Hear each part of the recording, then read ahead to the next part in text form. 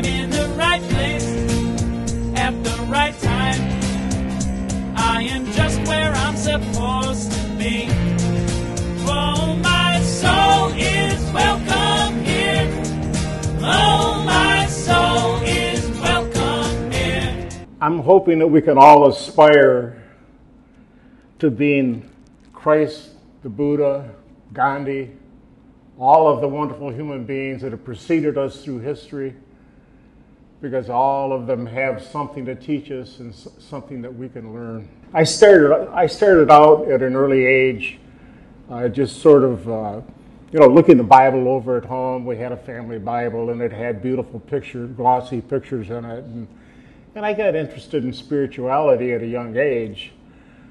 But I had a lot of questions about Christianity that were sort of daunting to me, so I never really grasped the full understanding of what some of it was at an early age. There are so many concepts and ideas on a wide variety of topics regarding Christianity that each have a little bitty piece of truth to them, and I've sort of went through life and tried to grasp what felt like the truth, and it resonated with my being, and that's sort of the way that I've lived my life.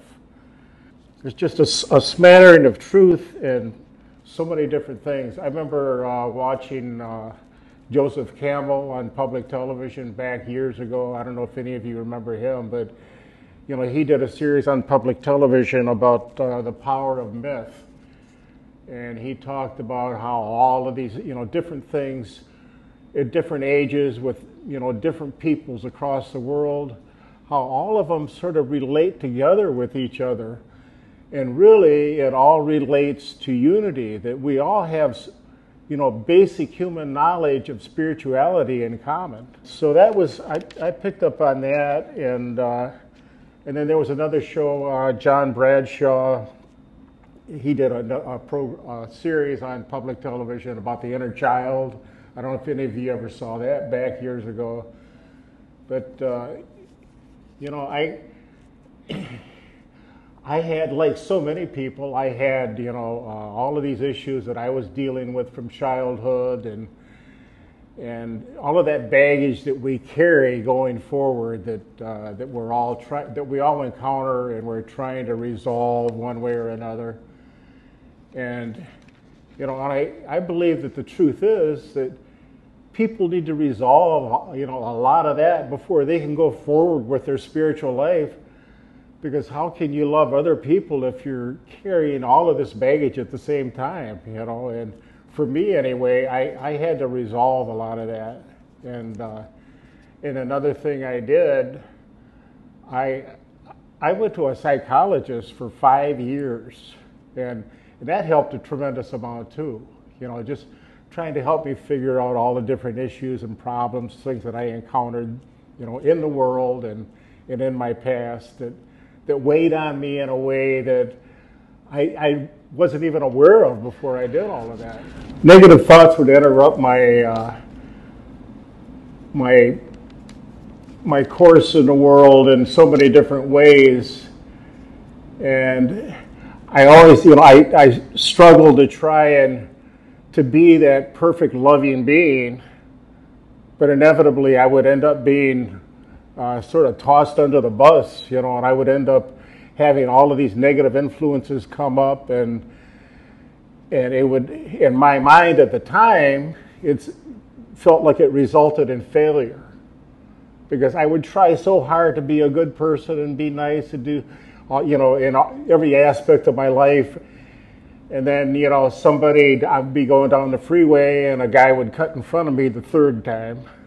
And the first 2 times was okay, but that third time I would be like in a rage with the guy going down the, I had all of these different things that I dealt with, things in my personal relationships, things in the world around me with people that I worked with that sometimes would manifest somehow in a negative way. And I was desperate to find a way around that, because here I was like, you know, in my 60s, and I'm still dealing with a lot of negative energy in different ways. And, you know, I was going to Unity at the time, and they offered a class at Unity called Prosperity Plus Two. And that was our own Natalie Vorst and Reverend Claudia Tamber that hosted that class.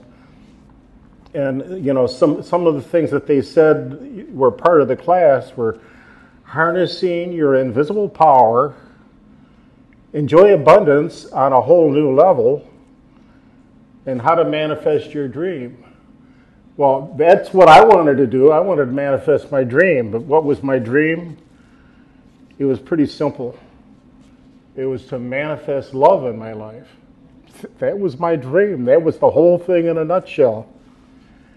And how many times I had personally taken that resolution to be the perfect loving creature, only to have it all come crashing down, you know. And so I took the class, and I followed did all the things that, you know, that were part of the class. And I did a lot of meditation. That's another thing. Meditation has been a part of my life since the late 1960s. I took a class in alleviating stress resolution, and I meditated. I learned to meditate in that class, and that's been part of my life ever since then, off and on.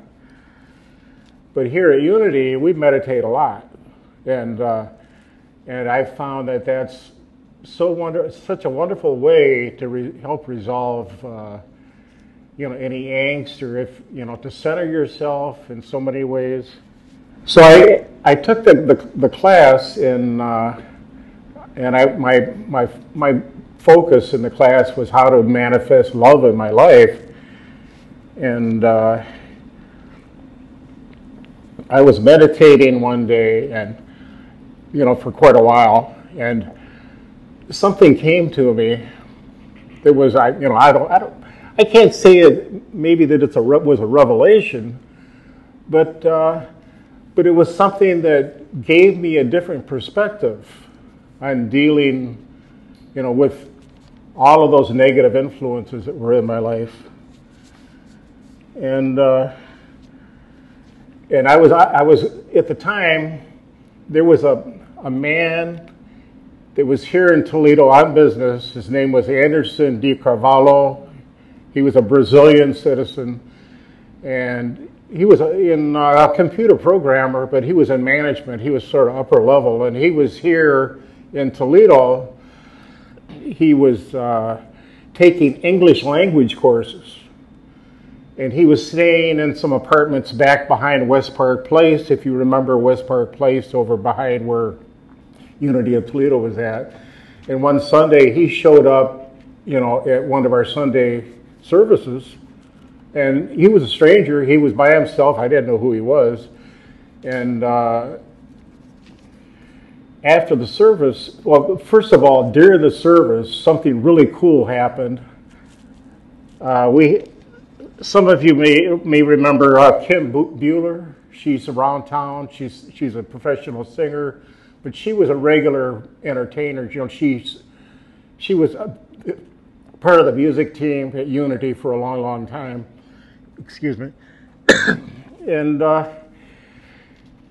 Kim, that first morning, actually sang 2 Brazilian songs. Wow. This guy from Brazil, I mean, he'd just come into town, and she sang 2 Brazilian songs, and it really touched his heart, you know. But I could see he was sort of emotional, you know, when Kim sang these songs. And after the meeting, I walked up to him and introduced myself, and we became fast friends. And while he was here in Toledo, I was his tour guide. He didn't have a car. He didn't know anything about the area. And we toured all of Toledo, anything that was we could find anything of interest, we toured Toledo. And he wanted to see Ann Arbor, and we went up there to the University of Michigan. He wanted to see the University of Michigan campus. My son, worked in Ann Arbor, and he lives just outside of Ann Arbor. And we had lunch with my son, and my son is in computers too, so they had something in common. And then Anderson wanted to see Detroit, and so and I'm very familiar with Detroit because I was born and raised in Wyandotte, a suburb. And so we went all across Detroit. We went to some really good restaurants. There's Mediterranean, in Dearborn, and there's a lot of Mexican restaurants. I mean, you would think you're in Mexico City if you're in right there on Trumbull in Dearborn. And so we did all of that, and the 8 weeks was up, and Anderson and I were in love. Okay. I mean, I can't put it any other way, and that was, of course, fit in with what I was trying to do, manifesting love with my life. And Anderson would, just when the day he left, he said, "This is in 2015," and he says, "2016, the Olympics are going to be in Brazil. You have to come to Brazil." And I thought, Brazil? I don't know. I mean, it's like, I know this guy for a month and a half or 2 months. I said, "I'll tell you what, I'll think about it." And I thought about it, and after a couple of weeks, I texted him, and we were exchanging text messages and videos on, online. And I told him I would come to Brazil. So we started planning for the next summer, when I would come to Brazil. And a month went by, and then he sends me another text, and he says, "Look, I want you to come for a month." He says, "I'm going to be off for a month, and we are going to tour all of southern Brazil." And I thought, man, I don't know about this. I mean, I knew this guy for 8 weeks, and I really, I think a lot of him, but I don't know I'm not sure what I'm getting into. He invited Marcia and I both. And Marcia was afraid that maybe the food would be a little bit much for her. And she said, "Well, you just go ahead with Anderson and you have a ball." So I did. I told Anderson I would come down there for a month, and we toured all of Brazil. But Brazil for me was a test for my class. When I went to Brazil, I loved everyone in Brazil, no exceptions. Everyone that I met, I fell in love with. And it was the most gorgeous experience, one of the most wonderful things that ever happened to me in my lifetime. I received love back 1,000-fold. We went all across Brazil, and we stayed with Anderson's relatives. I mean, we didn't stay at hotels most of the time. We stayed with his aunts and uncles, and I've got many, many pictures of all of us at a family gathering, and I was adopted into his families all across Brazil. And it was just, and then another part of it is, I remember a few incidences. Like I went into an appliance store, and I was going to buy a Bluetooth speaker. It was just a little gift I was going to give to Anderson. And we were at the mall, and I'm telling you, this mall was like twice as big as Franklin Park Mall, maybe bigger. Anyway, we're in the mall, and I go to this appliance store, and there's a salesman there, and I spoke like just a tiny, tiny bit of Portuguese, which is what they speak in Brazil, Portuguese. And he didn't speak any English, but I had an app on my phone called Google Translate, and I could type a question in or a statement and convert it to Portuguese. And then he would read it and type something in and convert it back over to English. Well, we ended up talking about everything in the universe except for Bluetooth speakers.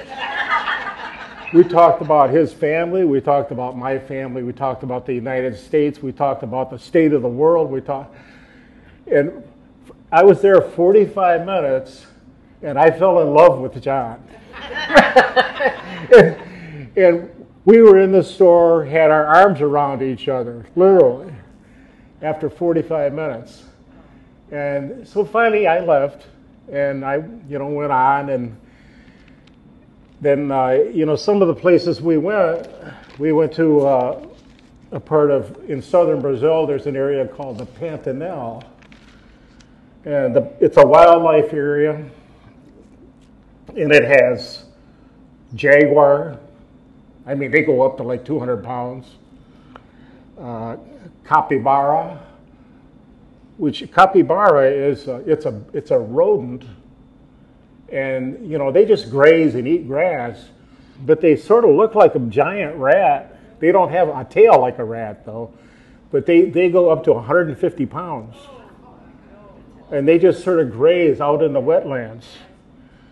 And then they have crocodiles, caiman, anteaters, and emu. I mean, we'd be driving down the road, and the anteaters and the emu were like just ranging across the land. And there was javelin, which is like a little wild pig. I only saw those in one part of the wildlife area where they were sort of kept, because I didn't actually see them like out, in the jungle or anywhere. But also we swam in rivers. I mean, there were anaconda, okay? And I mean, the anaconda get like huge. They get like 20 feet long, or And I never did see an anaconda, and I didn't want. If I would have seen an anaconda, I would not have been in the river swimming. And then there's another creature called a catty, Quati, and it sort of looks like a raccoon, but it's got a long snout. I mean, some of these things I never knew existed before I went there. But we toured southern Brazil, and we went to Iguazu Falls, which if any of you, if you know anything about Iguazu Falls, you could Google it or go to YouTube, and it's like Iguazu Falls and Victoria Falls are the two largest waterfalls in the world, and it was just gorgeous. And we took a boat up the river and actually went under the falls. It was really cool. It was exciting. And then we were flying back from where the Iguazu Falls was to Sao Paulo, which my friend Anderson lived close to Sao Paulo. And I met a man named Cooper. And Cooper was born in Iguazu Falls, but he spoke really good English, with an accent. And guess what? Cooper was a Lutheran minister that had a church in Jefferson City, Missouri. But Cooper and I talked for the longest time, and you guessed, I fell in love with Cooper. So, in Sao Paulo, and I don't know if any of you have heard of Sao Paulo. Most people don't even know Sao Paulo exists. Sao Paulo has a population of 22 million people. It's the largest city in the Southern Hemisphere. And so that was, and we toured, we went all over Sao Paulo. We walked, we rented, what do you call it? Not Uber, I guess it was Uber. We used Uber to take us around Sao Paulo. But the bottom line was, I spent a month in Brazil, and I loved everyone. And, and we had barbecues with his family, but it was such an important step for me, because what I learned was, if I have some negative feelings, or I feel like my emotions are being pulled, I would make a different decision. I'm going to take it back to the positive. You know, keep everything on a positive path. And the more I stayed on the positive path and manifested love in my life, the better it went. And there was actually sort of an inertia that carried me along. And, you know, that was a wonderful discovery for me. And sometimes, you know, I would get to where some negative stuff would come up again, and I would, you know, deal with it immediately. And I would take things back on a positive path in some way. And so I came back from Brazil, and guess what? I was coming through customs into the United States, and I had a customs officer that was terrible. And I started thinking, this guy, I want to strangle him. You know, I mean, he gave me such a hard time coming through customs. But, you know, so the truth is, we're living in two worlds. You know, we've got our material world out there, but we have our spiritual universe too, and we have to try to live in both of them. And with the material part of our world, we have a lot of control over where we are at. And when I tell all of you right now that I love each and every one of you, it comes from the very bottom of my soul. And I feel it myself right in this moment. I love all of you.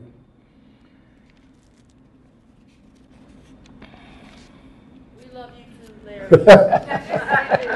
Thank you. Can't help but love you.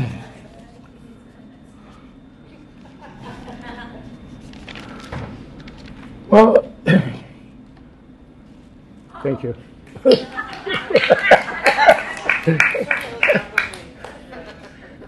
What greater meaning is there to life than living a life of love?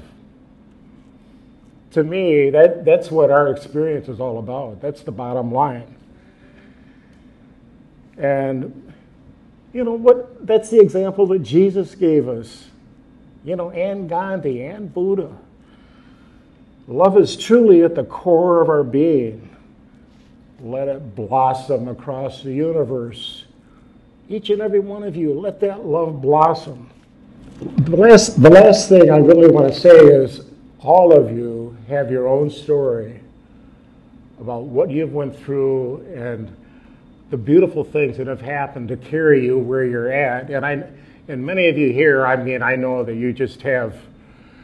you're already elevated at a very high level just by being part of this group, but we want to carry that out into the world and increase our understanding and go down our spiritual path in a way that is beautiful.